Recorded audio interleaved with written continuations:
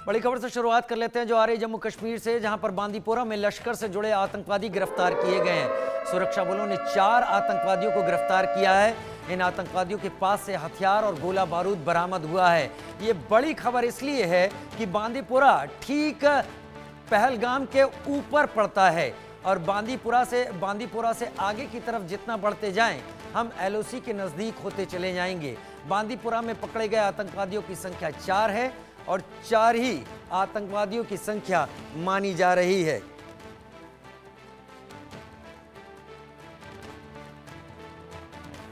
आतंकियों के पास से हथियार और गोला बारूद बरामद। जम्मू कश्मीर से इस वक्त की बड़ी खबर सामने आ रही है, जहां पर 4 आतंकवादी गिरफ्तार किए गए हैं।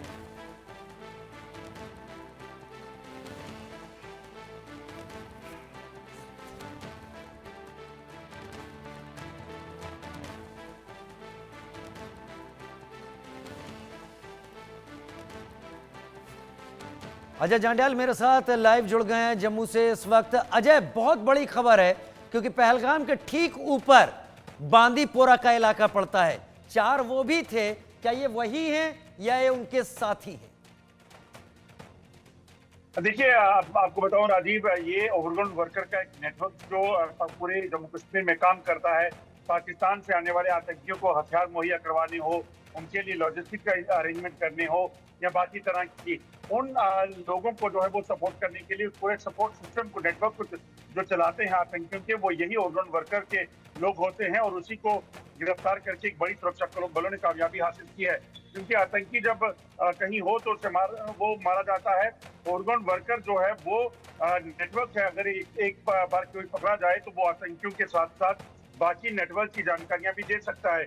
और जम्मू कश्मीर में अगर इस वक्त सबसे बड़ी चुनौती है वो इसी ओवरग्राउंड वर्कर के नेटवर्क को उखाड़ फेंकने की है, क्योंकि ये लोग जो हैं ये बने रहते हैं, आतंकी मारे जाते हैं, अगली बार फिर नए आतंकी आते हैं, फिर जो है यही उनको मदद देकर एक बार फिर से नेटवर्क को, सपोर्ट सिस्टम को खड़ा कर लेते हैं। तो ऐसे में सुरक्षा बलों की एक बड़ी कार्रवाई है। कल एलजी मनोज सिन्हा ने जब बैठक हुई उसके बाद एक साफ संदेश दिया था सुरक्षा बलों को कि जम्मू कश्मीर में मौजूद आतंकियों का सफाया और आतंकियों के मददगारों को जेलों के पीछे पहुंचाने का काम सुरक्षा बलों को करना होगा। और उसी कड़ी में अगर आप देखें तो 24 घंटे के भीतर जो है इसी तरह से बड़े एक्शन हुए हैं। और इस वक्त भी आपको बता दूं कि कई जगह पर तलाशी अभियान, कई जगह पर ओवरग्राउंड वर्कर को की धरपकड़ का काम जो है वो लगातार चल रहा है। हाँ अजय, लेकिन अजय, इनके साथ गोला बारूद एम्युनिशन भी पकड़ा गया है। वो कौन सा एम्युनिशन इनके साथ जब्त किया गया है? देखिए राजीव, मैं आपको बताऊं, जम्मू कश्मीर में जो ओवरग्राउंड वर्कर हैं इनको कई तरह के काम जो है आतंकी इनसे लेते हैं। पैसे के बदले में इनके जरिए हथियारों के जखीरे को एक जगह से दूसरी जगह पहुंचाना।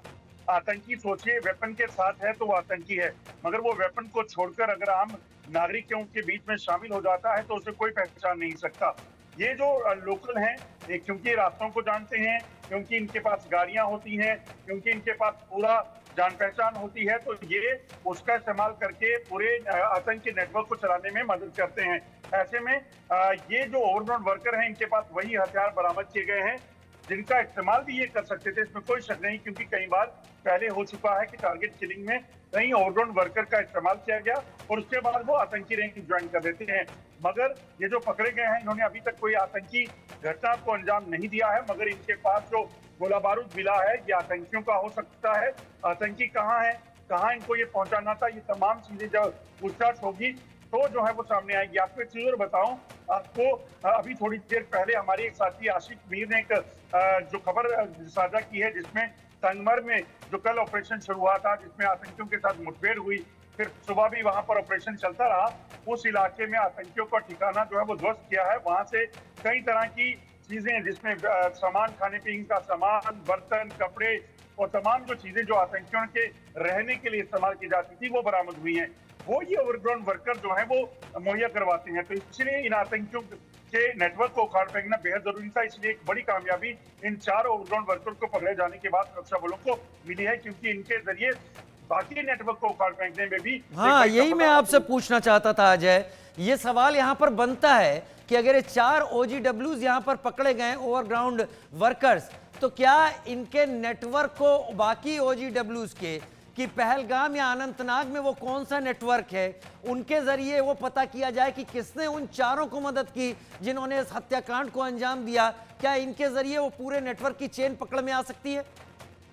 बिल्कुल आपने सही कहा राजीव, यही होता है कि नेटवर्क जब को एक शख्स पकड़ा जाता है, उसी के बाद उसके लिंक्स को एक्सप्लोर करने के बाद उसके साथियों तक पहुंचने का काम होता है। और यही जो एक्सपीरियंस है, ये पुराना एक्सपेरिमेंट जो है वो पहले भी कामयाब हुआ है। तो ऐसे में इन चार के पकड़े जाने के बाद जो है इन चारों को भी एक साथ नहीं पकड़ा गया है, पहले एक को दबोचा गया, उसके बाद दूसरा लिंक निकला, उसकी कम्युनिकेशन के आधार पर बाकियों को पकड़ा गया और रिकवरी हुई। ये इसी तरह से काम हुआ है और आगे भी ऐसा ही होने वाला है। एक चीज आपको और बता दूं, जम्मू कश्मीर में इस वक्त जो आतंकी हैं उनकी संख्या बेशक 60 से 70 होगी, मगर अगर बात की जाए ओवरग्राउंड वर्कर की तो ये आंकड़ा जो हमें सूत्र बता रही हैं लगभग 400 से 500 का हो सकता है, जो जम्मू